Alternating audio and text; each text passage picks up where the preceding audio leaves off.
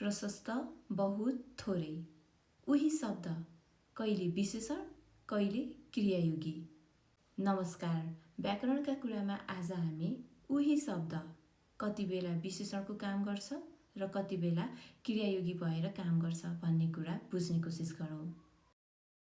जब उही शब्द नाम पदको अगाडि आएर नामको विशेषता बुझाउँछ तब विशेषण बन्छ भने जब उही शब्द क्रियापद, क्रियायोगी र विशेषण पदको अगाडि आएर तिनीहरूको विशेषता बुझाउँछ तब क्रियायोगी। अब हामी पालै पालो यी दुवैको उदाहरण हेरौँ। भाइले अलिकति खाना खायो।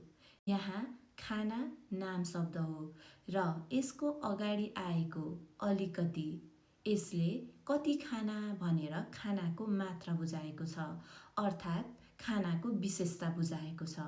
त्यसकारण यहाँ प्रयोग भएको अलिकति विशेषण पद हो। भाइले अलिकति खायो। कति खायो? अलिकति।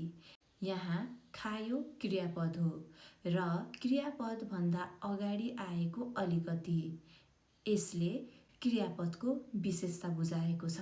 त्यसैले यहाँ उही शब्द अलिकति क्रियायोगी बनेर आएको छ। त्यस्तै गरी उसले निकै मिहिनेत गर्छ। यहाँ मिहिनेत नाम शब्द हो र नामको अगाडि आएको शब्द निकै यसले नामको विशेषता बुझाएको छ। त्यसकारण निकै विशेषण पद बनेको छ। ऊ निकै मिहिनेती छ। यहाँ पनि निकै पदको प्रयोग भएको छ। यो पद विशेषण पद भन्दा अगाडि आएको छ र विशेषण पदको विशेषता बुझाउनको लागि प्रयोग भएको छ। त्यसकारण यहाँ प्रयोग भएको उही शब्द निकै क्रियायोगी बनेको छ। साथीहरू, सजिलोसँग बुझ्नको लागि नाम पदको अगाडि आएर नामको विशेषता बुझाउँदा विशेषण, क्रियापद, क्रियायोगी र विशेषणको अगाडि आएर तिनीहरूको विशेषता बुझाउँदा क्रियायोगी। क्रियायोगीलाई क्रिया विशेषण पनि भनिन्छ। अब तपाईहरूको लागि आजको प्रश्न रहेको छ, गाउँमा धेरै मानिस जम्मा भए। उनी धेरै हाँसिन्।